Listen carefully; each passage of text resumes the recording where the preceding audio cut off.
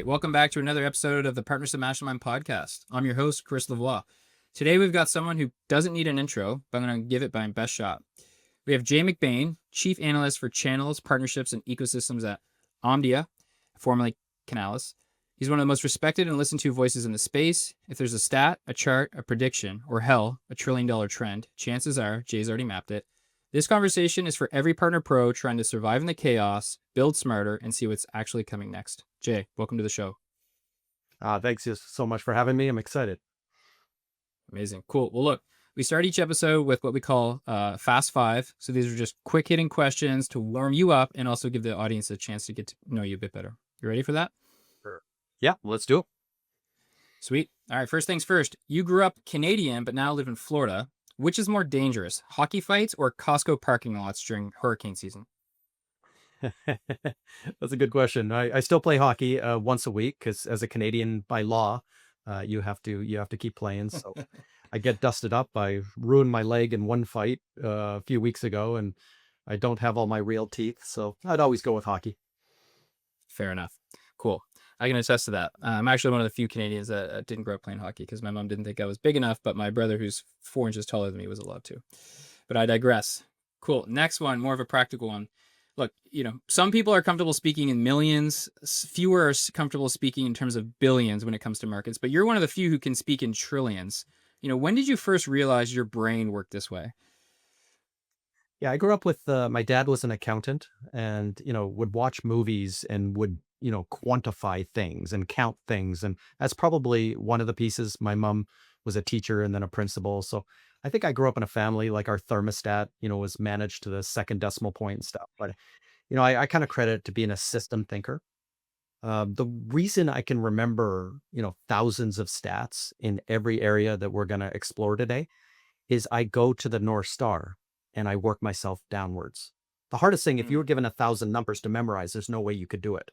But if you rolled everything up to the $115 trillion world GDP this year and knew that technology was 5.3 trillion of that, and then knew below that, so you start to get into the billions, but you imagine a pie chart and you start to, when somebody asks you a question, you're kind of rolling into the question and the size and the scale and how the system works underneath. And for partnership folks, this is so important in our jobs because there's 100 points of nuance to every decision we need to make.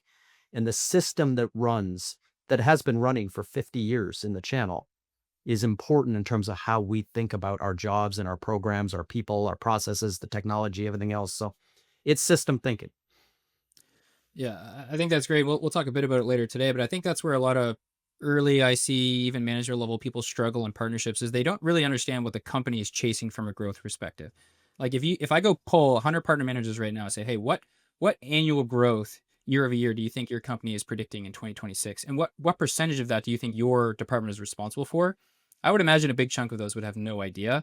And if you don't understand that, how can you possibly work back to how you need to be thinking about your role and your execution? So I really like the way you Yeah, phrased and the pie chart analogy. the whole reason you're in the organization is the board and the CEO and others want you to explain, not the TAM. Everybody knows what they're chasing, the billions of dollars perhaps they're chasing. They want you to come in with the SAM and SOM. Give us our Exactly. available market. Break it down by buyer, break it down by industry, break it by country, break it by segment, product, and delivery models. Break it that 6 ways and give me what our available market is realistically. And that's a circle underneath the TAM. And then really what we want to learn is the SOM. What can we do to obtain? How much money do we have to spend? How many people do we need to hire? What does this look like if we became a multi-billion or $1 trillion company? What would this look like in the end? But get us there in baby steps, given where we are, Series A, Series B, seed level. We have 30 people, we have 300 people. Get me there step by step. And that's the system thinking, is understanding those baby steps. I love that. We're going to dissect some of those baby steps in today's conversation. The third quick hitting question for you is, what's the most absurd channel stat that you've ever come across that you still believe?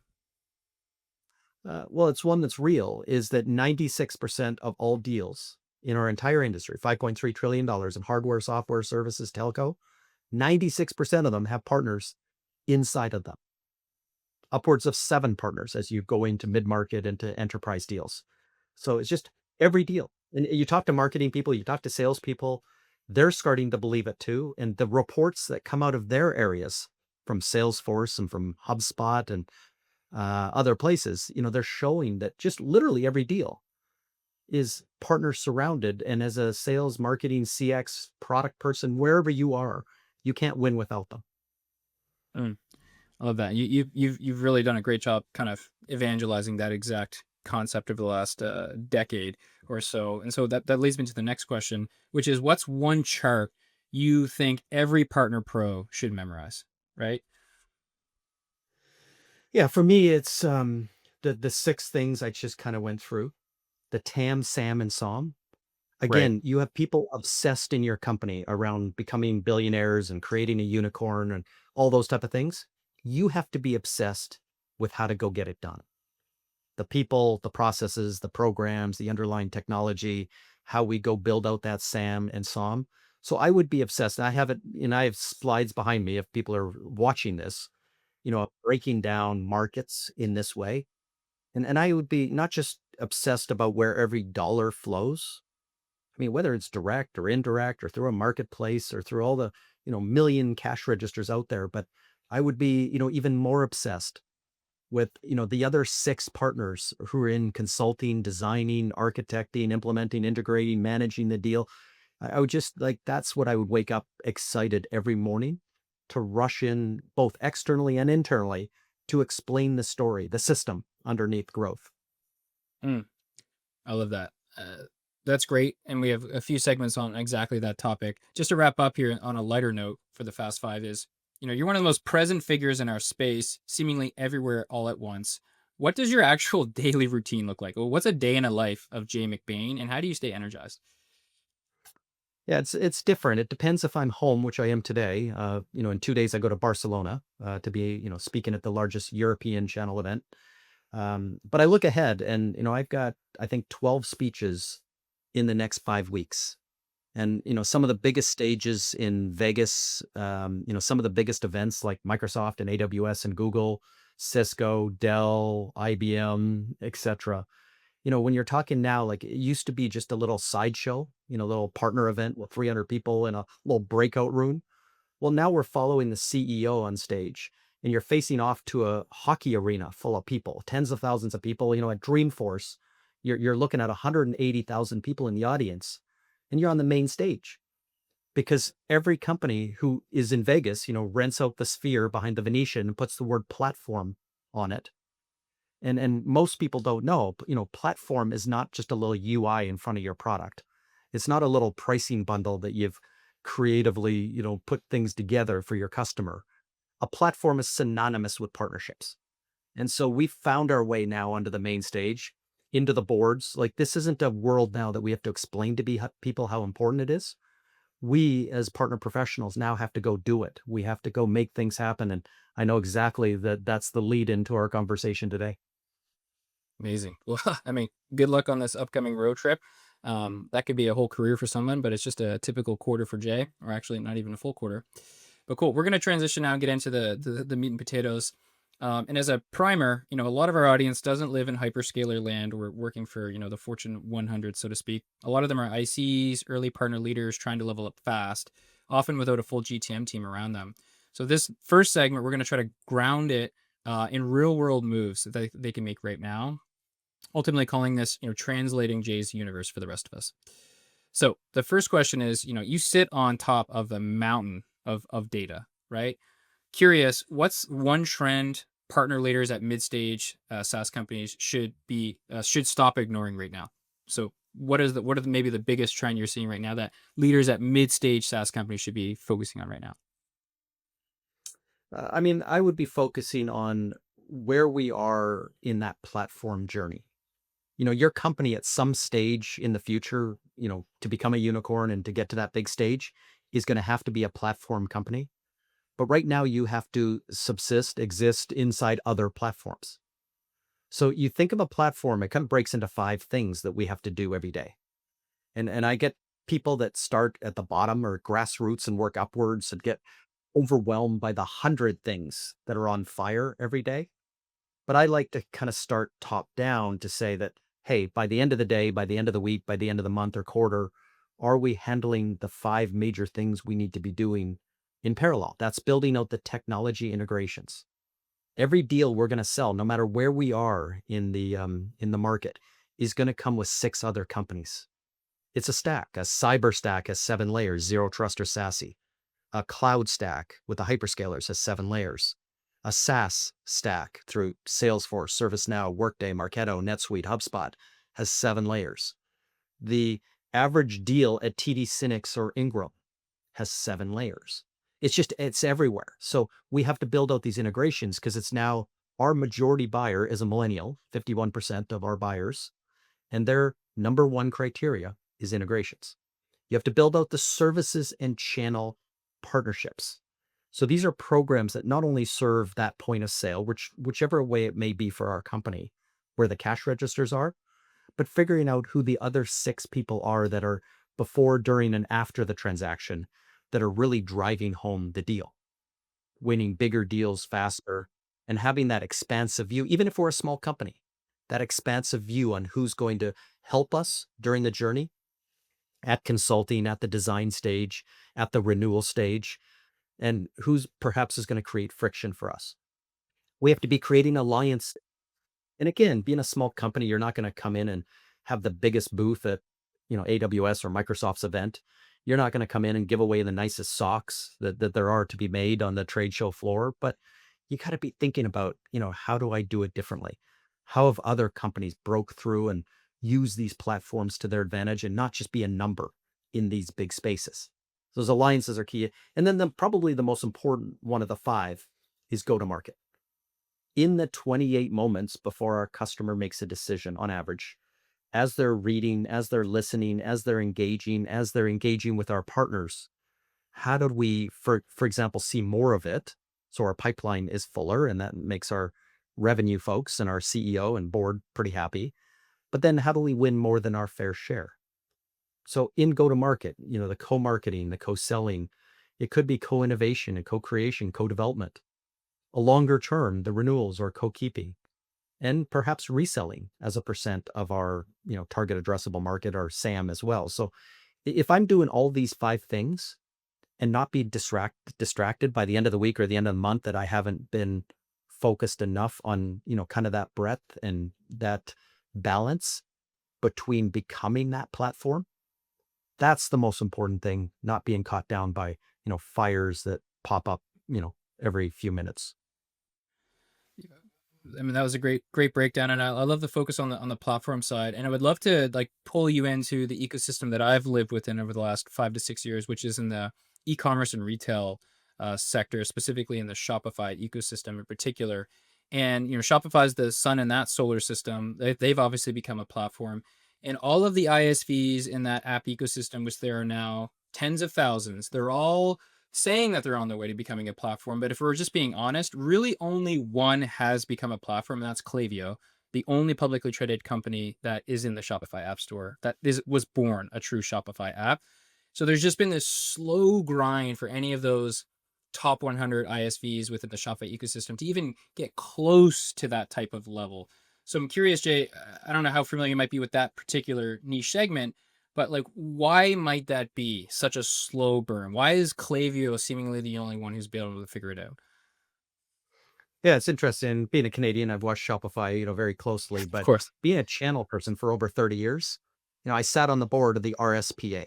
It's a 75-year-old association, which is the Retail Solution Provider Association. If you want to know who surrounds the customer, and this is something that, Shopify, this is something that the top ISVs in that space, I mean, you can spread it out. You can talk about restaurants with Toast and Square and Clover. You can go talk about hospitality. You can talk about the marijuana industry. I mean, all kinds of different things going on. But suffice it to say, there are generational families that have influenced your customer at the point of retail, at the point of e-commerce, as the convergence of this came, right around 1995, as the internet really kicked up. I was at IBM at the time.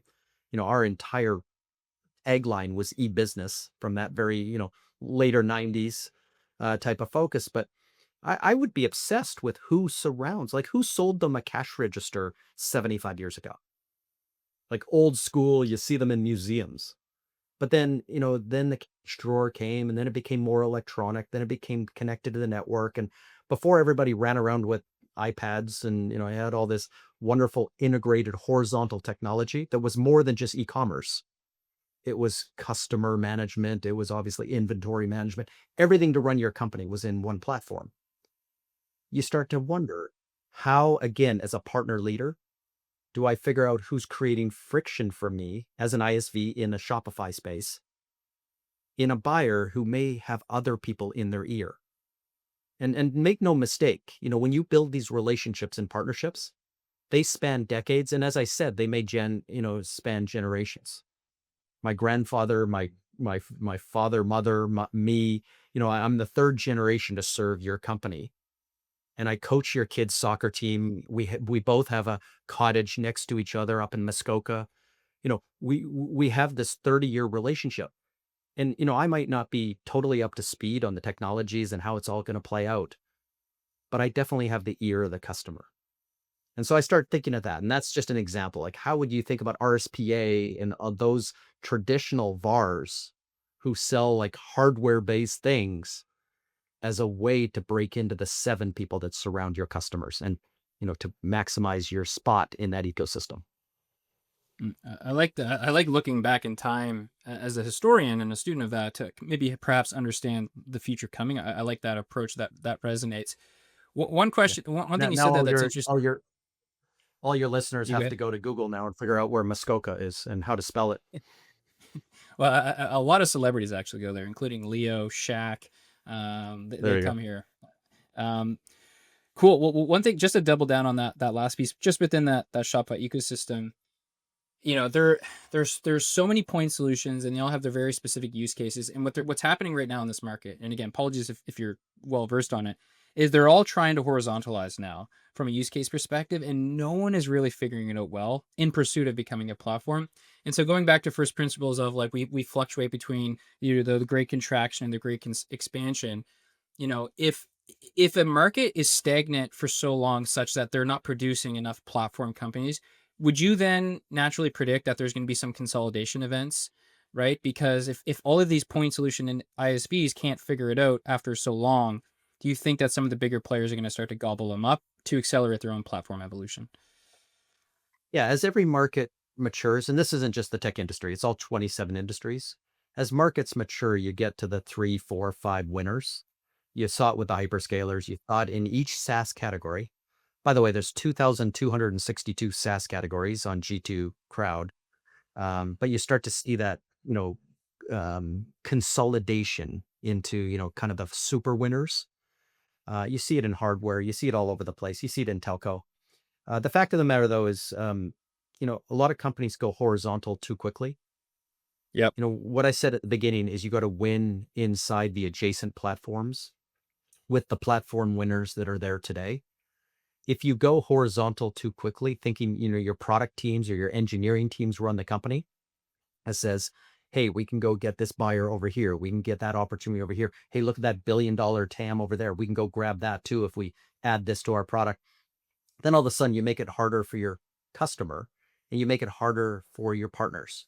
Because in the end, your customer today, the new buyer that I mentioned, is going to buy 7 layers. They're not looking for all things to all people all the time. They're not looking to check the box inside of everything. And that includes, Salesforce or ServiceNow, some of the biggest platforms or the biggest cyber platforms. I could go to Cisco, Splunk, or Microsoft, or CrowdStrike, or Palo Alto, but I don't want to check all the boxes because there's too much risk. So I want to find in the 7 layers I need to build the best of breed.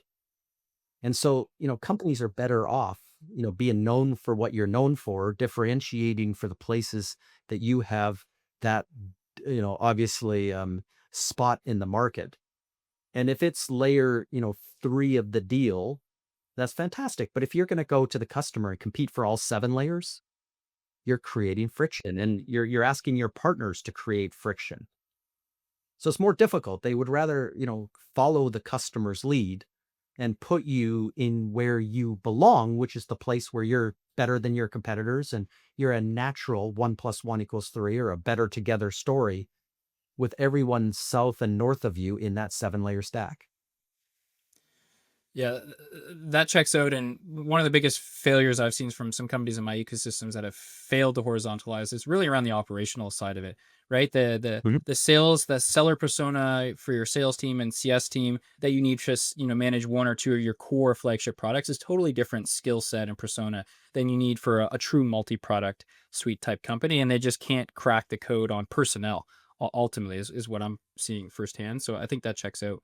The last question on And this I did segment. say, Yeah, you go ahead, please. yeah, I did say longer term that, as you're looking to platformize your company, there's a certain scale and size, to build out those horizontal capabilities, but it is important for the future. No company just stays in a single swim lane and gets their way to, the top. So there's going to be those natural places, but once you become larger, some of that could become, through acquisition. Some of that's organic and product growth and things like that. But on one side, you're competing for the spot. Like I think of Salesforce in the early days, they were winning 73% of all CRM deals. And yeah, they went and bought MuleSoft and Tableau and Slack, and they got a marketing cloud, and they got a CX cloud, they got a partner cloud, and they got a million other things now they call the 360. But that's a heavy horizontal lift for partners, and it's different buyers and everything else. So, in the end, on one side, they bifurcate. They have to go still win, 73% of all new deals.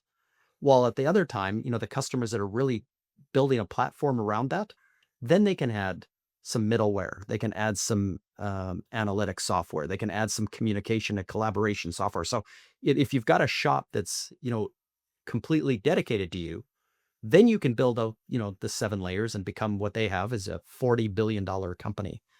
But it's a careful thing as you're working with partners to understand what the buyer wants and to make sure you're equipping the partners, to win where you can, lowest hanging fruit or where you can win and let your company and introduce channels and partnerships and alliances that are more longer term that can carry these platform moments.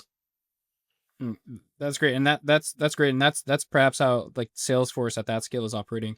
Let's just finish this segment by going back to again those mid stage companies. So let's just say your Series A, Series C company.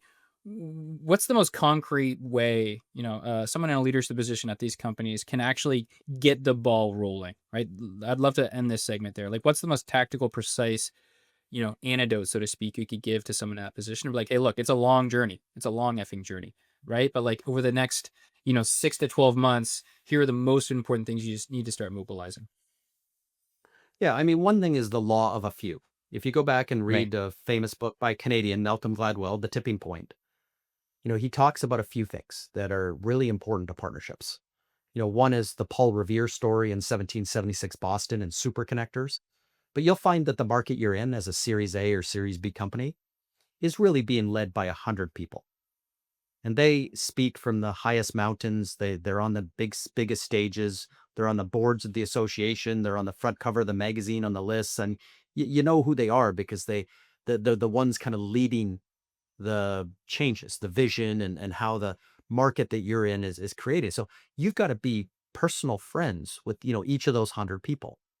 You got to figure out a partnership with them, whichever they are, an affiliate, an affinity, an advocate, an ambassador, referral, whatever they are. But if they could say nice things about you, they seem to capture most of the oxygen in the room. I find that, 90 something percent of the people I meet don't know who these people are. Then I'd step up from there. What are the platforms they're using? 12% of people love podcasts like this. It doesn't sound like a large number, but it won the US election, the Joe Rogan effect. So in those 12%, who are the people leading the charge and how do I use this medium as opposed to using social media, as opposed to using events, which 35% of people love? There's 15 different spheres of influence in my market at my intersection. And I have to be again the Sam, the Psalm person that brings that into the company. There's no one else researching at that level, what people read, where they go, who they follow, the influence of the influencers, which are the partners. So that's the second layer of data that I bring in. Now we go back to the surrounding story. We're just publishing today the list of 1,000 top partners in the world. And again, this is top down, but suffice it to say that almost every company of every size, 80% of their TAM sits in only 1,000 partners. Well, there's a million partners total. You have to have a top-down approach. And again, the most influential partners at the most critical times in your customer journey to reach that TAM, the unicorn status that your company wants to get to, has names, faces, and places attached to it. So many people get caught up in so many fires, and then they end up, that 2 minutes they get in front of the board to shine, they're showing flywheels and they're showing, theory, and they're trying to explain how important partners are. I mean, these are people that are very seasoned. Many of them have a lot of money. They don't have the first clue about the market you're actually in, but they want to see somebody in front of them explain it to the decimal point with names, faces, and places. And that's what we're missing. So, three layers of elevated data here that we come in, all execution based. People we need to call, people we need to engage with, places we need to go, and obviously partners that we have to start the journey. It might take 6 months, it might take 12 or 18 months to activate. But who's made the first call? Who's bumped into them and had the first hallway chat? Who had a beer with them at the hotel lobby bar? How do we start this motion to get to that 80% of our TAM? And that's the kind of partner leader I want to hire. I don't want a McKinsey graduate that, comes in with really, really fancy looking flywheels and charts and graphs and, all these, flows and things like that. I just give me, 100 people you're going to call tomorrow. And then next week, tell me you called them and let me know what happened. I love that. That was great. And anyone listening, that's really great advice. I'm really excited to see this report come out of the top 1,000 partners, and we'll certainly link it once we publish this episode. And me being not decades of partnership experience, one of the cool learnings I've had is, and this is so obvious to you, Jay, is the value of investing in like going deep. You said that the value of the few. And one of the biggest problems I see a lot of partner programs have is they try to just work with everybody. They try to partner with everybody. They have a bloated definition of their IPP. They exhaust resources trying to chase everybody. And recently I've been advising and working with companies who literally their only partner is Workday, as an example. And they have a squad of CAMs, PAMs, PDMs, etc., who are exclusively focused on just Workday. And that was eye-opening to me, given that I'm earlier in my career. And I was like, holy shit, they have this incredibly successful 8-figure partner program cooking right now, just partnering with Workday, right? And I know this is so obvious to you, but that was interesting to me, that of just the proof point of to your point, like focusing on the top 1,000, working backwards from there, meeting all the relevant people within that ecosystem. That obviously translates. Does that make sense to you, Jay? Yeah, it does. And, we obviously follow Workday closely. I just spoke at Dayforce in Vegas, and you look at ADP, and I look at the HR buyer in this sense. And I think Right. about, again, the numbers. Remember breaking it down into six? Who are Yep. the small, medium, who are the mid-market, who are the larger buyers? How do they buy? Who do they surround them with? Who would be the 7 partners? The problem with working with, one partner is that's going to be one voice in front of the customer, and you might have 6 dissenting voices or friction points in around the customer. So being an ecosystem person, I mean, there's so much force in this market. And, Microsoft 2 days ago cut off 2/3 of their distributors. They cut off 100,000 partners out of their long tail. They lifted large partners over to distribution because they don't want to deal with them directly anymore. I think it's a mistake. And I think that it's not going to show up next year. It's not going to show up the year after that. It's not going to show up the year after that. But over a course of 10 years, as we step into this 20-year AI era, it's winning in the mix of partners that are there. It's harder to go against 2 favorable, trusted partners. If 3 of them are saying nice things about you, it's almost impossible for the customer not to include you in the 7-layer stack. So again, I'm nervous that there might be a reseller there, and it could be like a CDW or somebody at the $30 billion level, or it could be Larry in the white van. Again, back to the soccer coach story. That there's partners that you don't have to be with every day. You don't have to run QBRs with them. But as ecosystem people, we have to have the largest tent. If this partner influences my market, if they have a voice in front of one of my customers or multiple of my customers in my TAM, they are important to me. I have to have metrics, though. I have to have measurements and, really quantify that importance. So, in programmatically, I would think of it as a point system. If that partner is credited with, consulting and driving the deal with a customer, I don't care if they're a VAR, I don't care if they're a managed service provider, an ISV, I don't care if they're a system integrator, I don't care their type. But if they're credited with driving that part of the conversation, they're earning, a significant portion, maybe 10% of the deal ought to go to them because of that important set of moments. If they're getting the renewal at 15% higher, that portion of the deal's got to go there too. So I got to think through this layer. It's not binary. Either you're a good partner or a bad partner. It's the layers of gray in the middle, which is in the course of $1, how many pennies, nickels, dimes, quarters are you inside the deal? And then that should go to the bigger tent that you're building, where you're friendly to a, large set of people. And in HR, by the way, there's 5,000 HR ISVs, but there's, pretty close to 1 million people that are circling those events that I was just at in Vegas. There's, 1 million people that are driving the future of agentic AI and HCM and HR platforms and payments and benefits and employee incentives. And the whole world is changing, obviously, because of AI, and every role is changing. So Mm. I want those 1 million people to hear from me, and I want the 100 most super connected people to be injecting me into their conversation. Well, I love that. And I'm learning so much in this conversation. If I can just speak freely, I'm realizing more and more in real time of your true superpower of like the more you know, and maybe this sounds obvious, the more you can get access to those 100 people because they trust you. Right. And again, I know this is, you're like, duh, Jay McBain, nice to meet you. But I'm like, I'm seeing it in real time just because you know the market so well, you have all the right data, you can then earn your way into the rooms as you were on the come up, right? Like, you didn't just wake up one day and you are who you are right now, this world leader.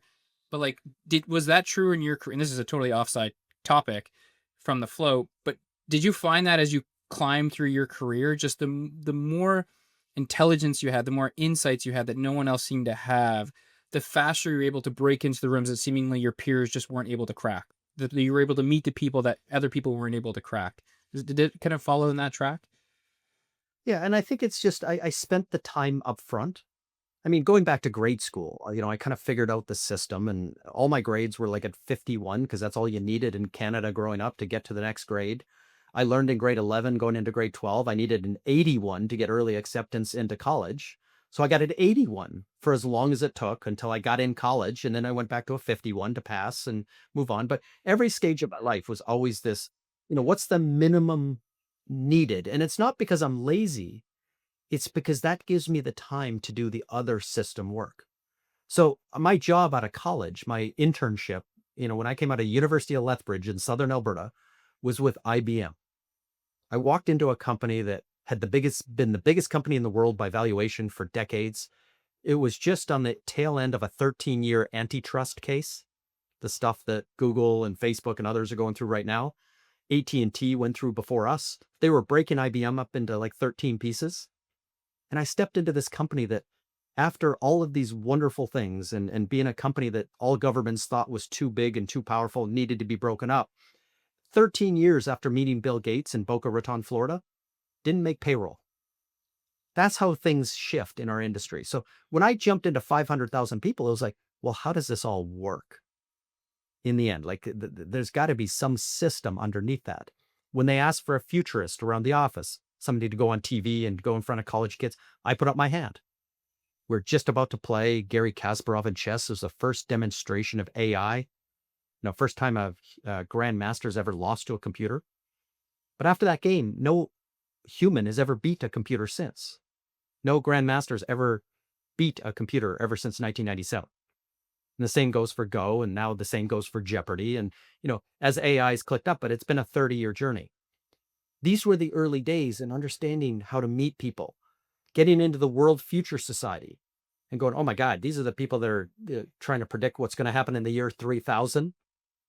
But ignoring all of that, it's like, how do I be a great analyst? Like, this was 30 years ago, like 20 something years before I was an analyst. But I learned quickly that the secret to success was you predict and you look at all the trends that are happening today, look at them as trains leaving the station. And all you have to do is kind of sit back and look at what trains are there, which of them are going to kind of the tracks are going to cross at some point, and what speed are they accelerating. And then just go out a year, 2 years, 5 years, whatever it is, and predict where they're all going to be. And now you sound like it's some sort of crystal ball. It's not. You're not inventing anything. You don't somehow make up that something's going to happen. Like you could have never predicted blockchain or Bitcoin, or for example. But once you saw it start to take off in those early days, you could kind of predict where the train was going to be. Now all of a sudden your predictions come true within 10 or 20%, and you start to get that trust built that you can do this at scale. So that's part of the system of one of the pieces of my job.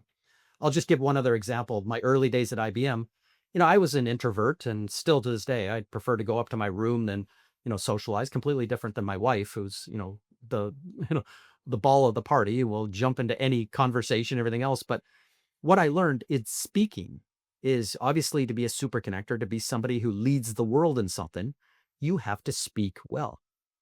And went off, I had 500,000 people to choose from, but I found the best speakers at my company and got the lowdown. And it was like, Jay, get over yourself. In the average speech, they're going to forget you. They're going to forget what you said, and they're going to forget what you showed. So when you go to these conferences, you walk home, after it, and you've listened to 20 speeches, and you forget like 19 of them. It was just forgettable. Those people stayed up all night, moving pixels around on their PowerPoint. They labored over how they were going to say a sentence, with what words. They freaked out about what they were going to wear on stage. None of that mattered, because it all just meant how you make people feel. So you could dress whichever way you like, show whatever you want, and say whatever you want. But if you make people feel, they're going to remember you. You'll be one of the 20. And I mean, those little advices, like that's the system underneath speaking that's led me, to thousands of speeches around the world, since then. It's get over yourself, because you're thinking about the wrong thing and you're staying up, you're losing sleep over the wrong things. Uh, I appreciate you sharing all of that, Jay, honestly, especially all the personal anecdotes and that Maya Angelou kind of quote variate. I live by that. Like, people will forget what you say, they'll forget what you do, but they will not forget how you make them feel. I think that is so ever present in the partnerships landscape, because if you want to behoove, the top 10% of partner companies in your ecosystem to move mountains for you, you've got to make them feel a certain way. At a company level, you got to make them a lot of money, and you got to help them move in the market quicker. And on the people side, you need to help them get promoted, hit higher income thresholds, and, live a better lifestyle. So I totally resonate with that. I do want to get into AI now, because you've teased that a few times. So let's talk now about the ecosystem reset in the age of AI. And I really would love to use this segment to explore the convergence of partner ecosystems in the Gen I era in plain English as best we can. So the first question for you here, Jay, is you've called this $1 trillion reset. What exactly is being rewritten right now in the world of partnerships? Yeah. So every one of our job roles gets reset. Every one of our programs, our processes, every piece of the technology that we use. The great thing is it's written for us. In truly generative AI moving into agentic AI, this ability to go through side doors, to go through back doors, to touch, CRUD databases and just get what you need to connect workflows together. It's for the most complex things in the world. As complex, for example, as supply chain is, there's 900 raw materials that go into an iPhone that, I just got the new iPhone Air, but there's 900 elements that go into getting it to market. So in this world of complexity, and I talked about, millions of partners and tens of millions of people and 35,000 vendors out there with channel programs and thousands of distributors. I could just keep adding number after number after number. But when you multiply them together, the 193 countries, the 297 sub-industries, I look at all the buyer types. I then look at the 2,262 categories of product. I mean, you are off the calculator. In the olden days, you'd throw up an error on your calculator because it's just beyond the trillions of permutations in our everyday jobs. So we've been waiting. It's not linear like a sales path or a customer journey. It is so many variables that we need to welcome this before everyone else does. We need to get access to all these data points. We need to see the 28 moments. And in most cases, all 28 moments are owned by partners of different types. So in most cases, our company loses a deal without ever knowing there was a deal. And knowing that, the best case scenario in your TAM is if you got 10 or 15% of your TAM, you'd be amazing. You'd be like a public company. Well, guess what? That is, trying to find those 10 or 15 or 20 or 25% of cases and being able to see the data. And so we should be pushing agentic AI harder than everyone because of the, mass complexity and the fact that it's third party. We're not digging in our own databases. It's not our CRM system, our marketing automation system, our partner management system. I mean, we're not digging in our own data. That's a piece of it. But if we can share data at scale with all the partners who own these other 28 moments, and there's a, better together story that they feel, like you said, they feel that there's money, they feel that there's trust, they feel like, there's something that they want to hook their caboose to this train leaving the station. That is where we get to that next level where we start getting external data to come in and supplement our internal. And if we have more data and if we have better agents that can do this 10% better than our competitors, we win. And this is what we got to be focused on as an industry, as partnership leaders. That's great. That's really great, Jay. And I want to keep talking about on the data side. One of the things I've read and studying up on you talking about the enterprise data. So this next question is if 99% of enterprise data hasn't been trained on the AI models yet, my question for you then is what happens when it is, who benefits most, and who's in trouble? Yeah. So I'm going to Barcelona next week to do the biggest European channel event that happens each year. And I had a fight with the keynote speaker because he decided to take a, point in time view. Oh, look at 95% failure rate according to MIT. Look at Accenture and Deloitte. They're not doing well. They're laying off people this week. It's easy to be a curmudgeon, but you've got to recognize the bigger picture. I mean, I had to say to him, like, you sound like the guy in 1983 that's criticizing the PC, 2 years after it came to market. You sound like the guy that's, criticizing like e-commerce. You sound like a guy in 1997 that says, this whole e-commerce thing is going to be a fad. Nobody's going to buy online. You sound like the guy who came out in 2009 and said these smartphones are crappy and they'll never be important. Or 2013 and you're saying, hey, this whole cloud thing that Jeff Bezos is doing, what a dumb idea. Who's ever going to share their personal corporate data with? I mean, don't be the guy, in that 20-year client server era. Don't be the one in the 20-year cloud era. Well, we're stepping into a 20-year AI era. Don't be the one at year 2 that's, hey, it hallucinates. Oh, look at it is growing. Every 6 months, it's doubling in size. My oldest daughter is a lawyer in Manhattan. And when she was in law school, version 3.5 of ChatGPT passed the bar exam, but bottom 10 percentile. 6 months later, it passed the bar exam again at version 4, top 10 percentile. So now it's a Harvard educated lawyer. Well, 6 months later, now this is 1 year from that first version. 1 year later, it's now writing and marking the bar exams. So it went from, barely scraping by. And this is Moore's law. When things double in size every 6 months, every year, every 18 months, humans can't comprehend exponential growth. And when we move out of agentic, which is 3 to 5 years to kick off this 20-year journey, we move into physical AI. We've seen it already. Remember, the trains are already picking up speed. We see it in self-driving. We see it in drones. We've seen examples on YouTube of these robots that are now becoming very human-like and have the dexterity of a human. The world's made for humans, by the way. And when you're out having beers with your friends or you're talking around a group of your neighborhood or whatever else, the first person that's an early adopter that says, you know what, Chris, I haven't done the dishes in like 3 weeks. I haven't done the laundry in 3 weeks. I haven't wiped down the table. I haven't made my bed. I've got a 24/7 robot that just walks around, charges itself, and is looking for things to do. Never sleeps, never eats. And how quickly will you run probably to a car dealership, and instead of upgrading your car this year for 40 grand, you're going to buy that $40,000 robot, and it's going to change your life. Just like Bill Gates thought there was going to be a PC in every house. there's going to be a robot or two or three in every house of this level, of this cost. And that's going to create, one of the first 5 trillionaires that we're going to have in this next generation. That's physical AI. Your question was the point after that.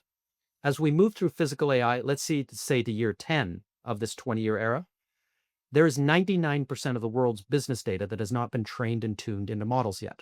For all the fear factors that we talk about, and for Canada, for example, Air Canada losing that Supreme Court decision where they have to stand behind whatever the chatbot hallucinates.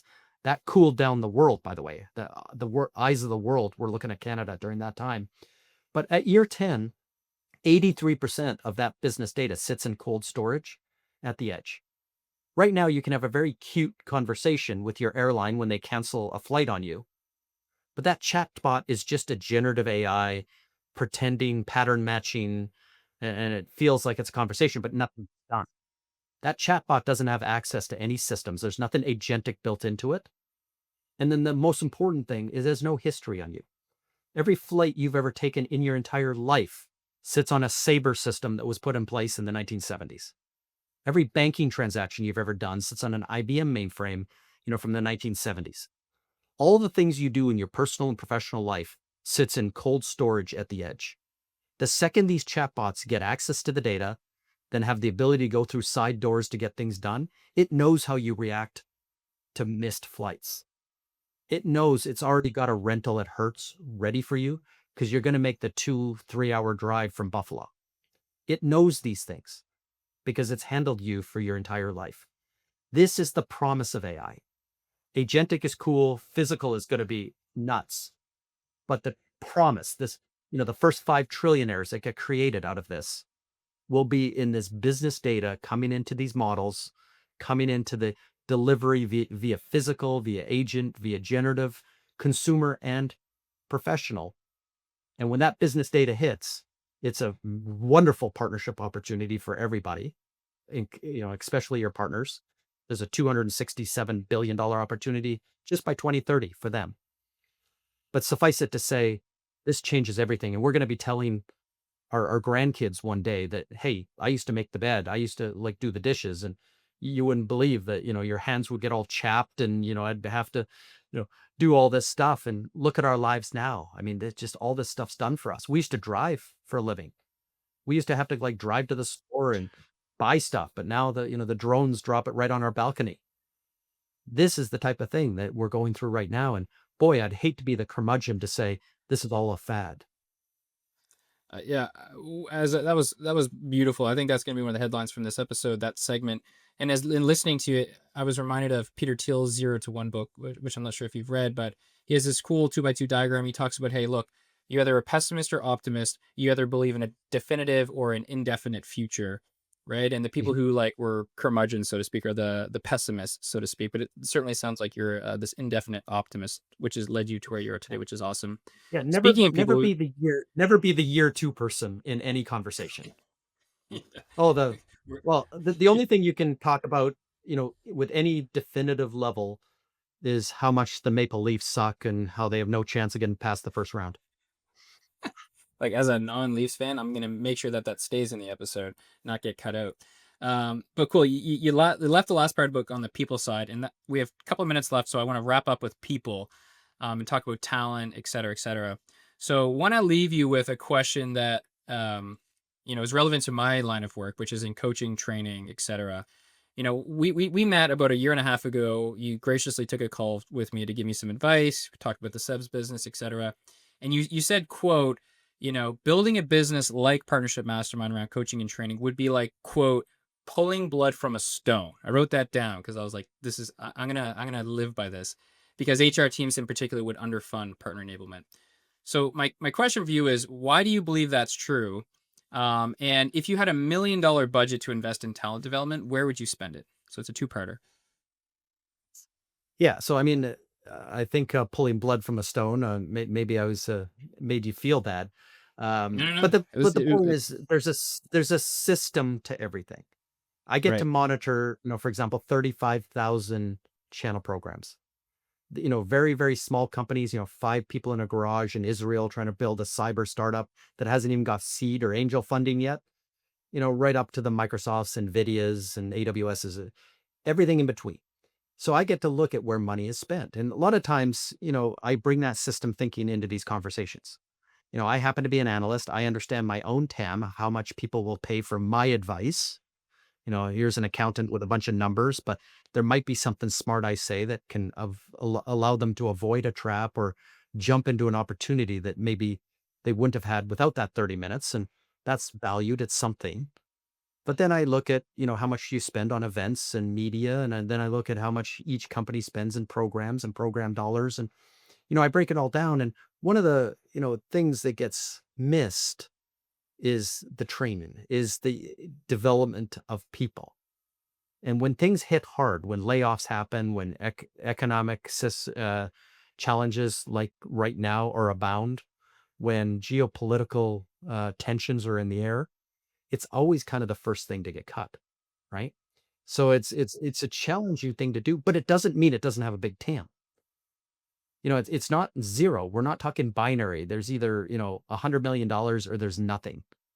It's just, it's a struggle to find because the champions you have within the companies themselves, are going to, try to grab onto this money and spend it while they haven't, because it might be the first thing that's cut next quarter if things get tight. But it's also, on the flip side, one of the most important things. We've spent this whole time talking about we need to level up. We need to change our roles, our processes, our people. We need to change our programs and our technology. We got to be 10% better than our competitors. That just doesn't come by magic. It comes on, skills, developments, certifications, competencies to go do that better than our competition. If our competition is investing in their people, they win. There isn't agents. There's not robots that are going to come and do this for us. And so it's always one of these biggest surprises that companies will cut its personnel and its HR and training and development budgets when, there's probably other things that they should be cutting first. Yeah, no, I appreciate you saying that, Jay. And certainly didn't hurt my feelings. It actually helped me because you know so much more. So it was actually helpful for me to orient myself correctly. And it is ironic that companies spend a fortune on recruiting, but then once they hire the employees, they do peanuts in the way of like training and retaining them. So I think that's a separate combo. But look, Jay, we're at time. I can't thank you enough for this great conversation. We're gonna push this to the masses. We'll promote this new top 1,000 partners article that you're shipping today. And good luck in Barcelona, Jay. Thanks so much. Yeah, remember the old adage as the last thing? What if we Yep. train our people and they leave? Well, what if we don't Yeah. train them and they stay? Yeah. I hadn't heard of that quote in a while. I'm really glad you said that, Jay. That's actually really helpful for me. Perfect. All right. Thanks so much, Jay. Thank you.